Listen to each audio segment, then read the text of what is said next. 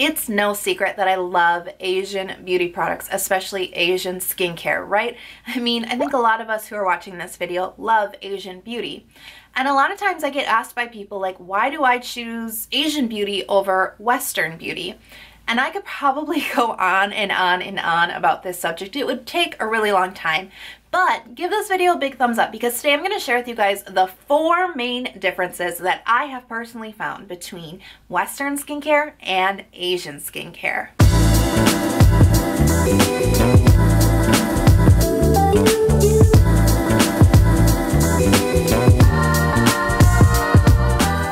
So I just want to start the video with a disclaimer to just let you know these are my opinions and these are just based on my experiences. About 80 to 90% of the products I use are Asian beauty. I definitely have an Asian beauty bias.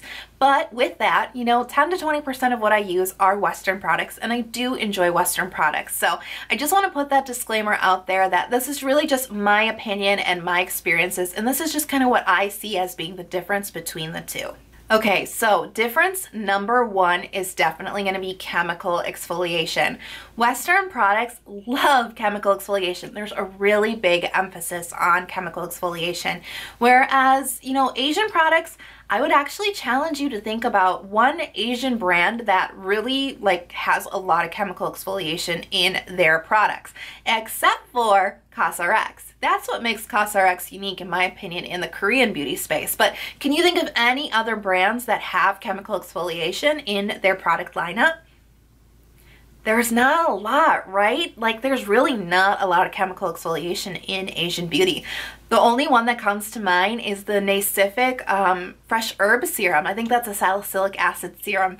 That's all I can really think of off the top of my head without doing some more digging and research. So not a big emphasis on chemical exfoliation in Asian products. There's definitely a little bit more of a gentler approach when it comes to treating the things that chemical exfoliation can definitely treat. Now, I recently went to Sephora in the last couple of months and I was shocked. Almost every product I picked up had chemical exfoliation in it. I was like, my gosh, you guys are obsessed with chemical exfoliation. Especially AHA seems to be having a really big moment in the Western skincare world right now. And I can see why. I mean, chemical exfoliation delivers immediate and fast results. It's a very good visible result. But for some reason, Asian products just really don't seem to offer a lot of choices in the chemical exfoliation field. And that kind of puts me into another point about Western skincare, is that the emphasis on Western skincare is really about it working fast, right? They really promise you fast results, and a lot of that will come from chemical exfoliation. And with Asian products, I find that the emphasis isn't really on the product working fast, but it's definitely more about it being a gentler approach. And you really see that a lot with the acne products too, because a lot of the acne products, they really push ingredients like centella, which is very calming and soothing. Definitely not a fast acting ingredient, right? Things like propolis. So they definitely have a little bit of a gentler philosophy when it comes to how they approach skincare in the Asian market than they do in the Western market. Difference number 2 is that Western products seem to be more results driven. They really lead their product with the results that they promise you. They promise you younger looking skin or brighter looking skin. And I feel like Asian products seem to lead with their ingredients. They seem to market more, it has centella, it has niacinamide. And I don't know what came first on this one, the chicken or the egg, but I do feel because Asian products are more ingredient driven, and I feel like the consumers of Asian beauty products are a little bit more knowledgeable about ingredients. And I don't know if that's because Asian beauty products educate you about ingredients, or if people who are already interested in ingredients just naturally gravitate towards Asian beauty. But that being said, I feel like those people who do consume Asian beauty products do tend to be more ingredient knowledgeable, in my opinion. But part of that is got to be because the products are really driven by the ingredients. And the funny thing is, I was looking at a Western product the other day as I was sort of researching this video, and it made 4 claims on the bottle. It said younger looking skin, smoother looking skin. It said wrinkles, it would help you with your wrinkles, and it would plump up your skin. That's 4 separate different things that it promised to do. And when you look at the bottles of of Korean products or Asian products, they'll talk about it has niacinamide, it has propolis, it has centella in it, and they don't, even though they do talk about the results, they seem to lead with the ingredients first. And that's one of the big differences that I find is that, you know, Western products will tell you what it's gonna do for you, and Asian products really tell you what is in the bottle that's going to be beneficial for you. So difference number 3 comes down to how you build your routine. Now, Western products, look, it's not 1998 anymore in the skincare world of the West. You know, I think that I definitely grew up with it here in the West of thinking of that whole Clinique 3-step routine, right? You cleanse, you tone, and you moisturize. I think we've grown outside of that a little bit, but we still have kind of that foundational thinking in mind. We don't like to use a lot of products in our routines. Western products really promise a lot. You know, we really want one product to do it all for us. Now, let me go back to that example of the product I was talking about earlier. You know, it made 4 different claims on it: brighter skin, younger looking skin, wrinkle-free skin, and also smoother skin, plumper skin. It had all of these claims, and it was just one thing. And even though all of that sounds amazing, I have a hard time believing that one product can deliver all of those results. But that's just how Western products are marketed, right? They really want you to have one super powerful product that's going to do it all for you. Whereas in Asian skincare, you know, of course, the first thing you think of is the 10-step Korean skincare routine, right? Here in the West, when you hear 10-step routine, we're like, oh my God, that is a lot of products, right? But even though not everybody who follows Asian beauty follows a 10-step routine, it's a little bit more acceptable in the Asian like beauty market to use multiple products. And in fact, I feel like the products themselves don't really claim to do X, Y, and Z. You know, they really only claim to kind of stay in their lane. They're really laser focused, and they will claim to help you with one thing. You know, whether it be like brightening, or more even skin tone. You know, products tend to be a little bit more laser focused in the Asian beauty market because they know most of the consumers are stacking their products. They're creating a routine that has multiple steps. So if you have, I feel like the philosophy for Asian beauty is if you have multiple skincare goals, you get multiple products to, you know, laser focus target those skincare goals. Whereas in the West, you kind of look for one product that will solve all of your problems all at once. So I think it really comes down to the amount of products that the consumers are using is like a big difference in how the products are formulated or even how they're marketed. Because in the West, you know, we want 3, maybe 4 products total. But in Asian beauty, like sky is the limit, it feels like sometimes. But, you know, most people are going with like a 5-step routine or a 10-step routine or even more. So they don't feel like their products have to solve it all. They usually are just a little bit more focused. Now, that being said, I kind of want to bring up something about the Western beauty market because, as I said, you know, the emphasis isn't on stacking a lot of products in your routine. Except I think that's changing. And I really do credit the popularity of the Korean 10-step routine. You know, that's been around now and really sort of mainstream for quite a few years, and I feel like it's catching on in the West. And one example that I want to bring up is Drunk Elephant.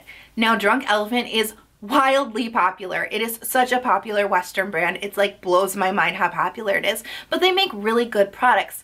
The interesting thing about Drunk Elephant, though, is they don't have one product that claims to do it all. They've created an entire line of products that laser focus AHA treatments, that laser focus hydration, that laser focus moisturizing, that laser focus brightening up your skin. They have all these different products in their line. And then what do? They encourage their users to build their skincare routine based on their goals. Maybe you take this product, maybe you take that product, maybe you take this one, and then you create skincare cocktails. So I really feel like Drunk Elephant has kind of taken that whole idea of the 10-step routine and really kind of run with it, put their own spin on it.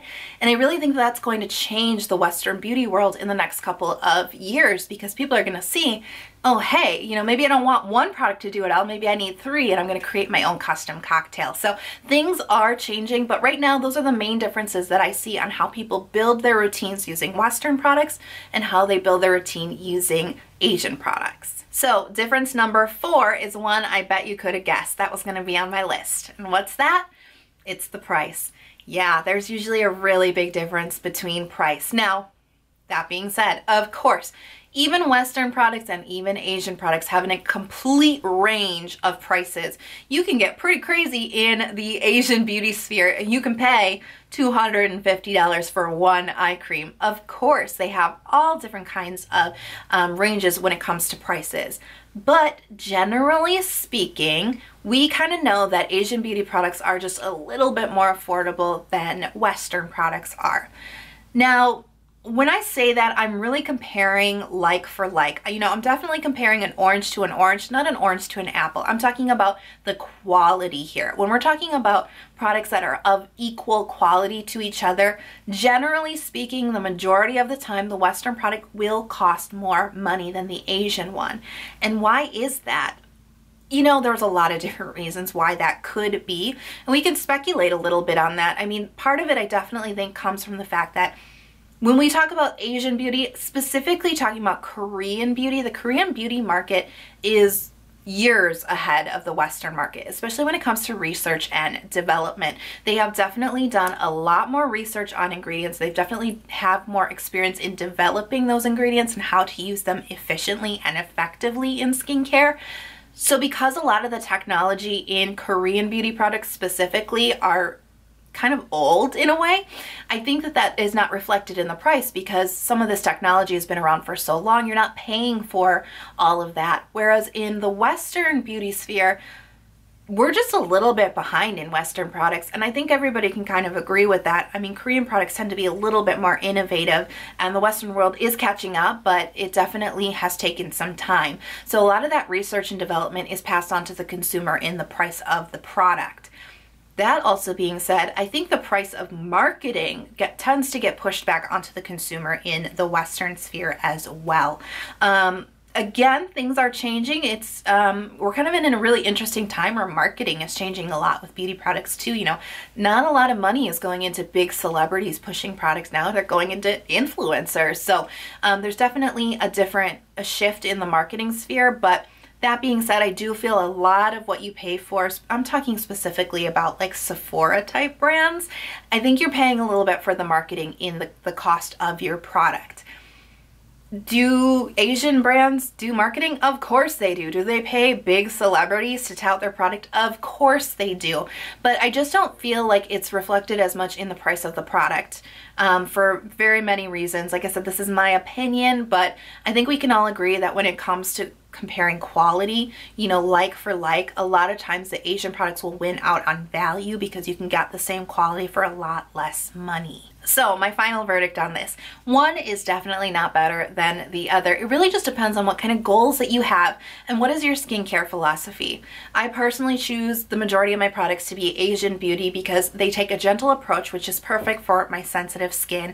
They also tend to put more emphasis on hydration and soothing products, which works well for dehydrated skin, which is something I also suffer from.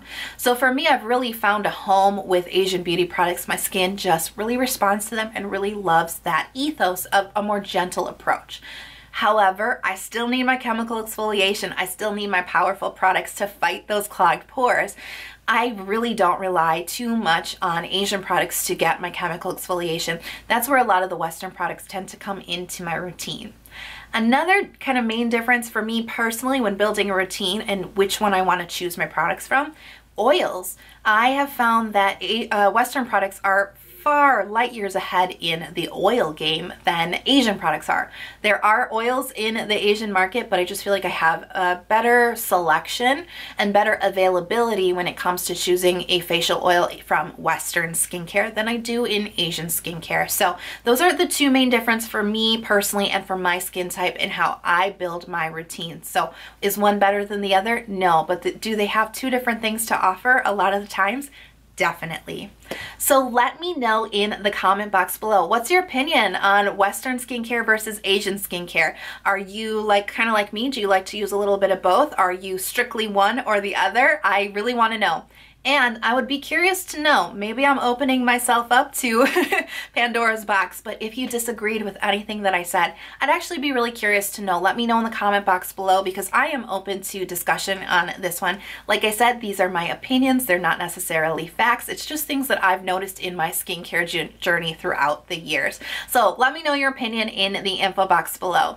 If you've made it this far and you're not subscribed to my channel yet, what are you doing? Hit that subscribe button. Please consider subscribing to my channel.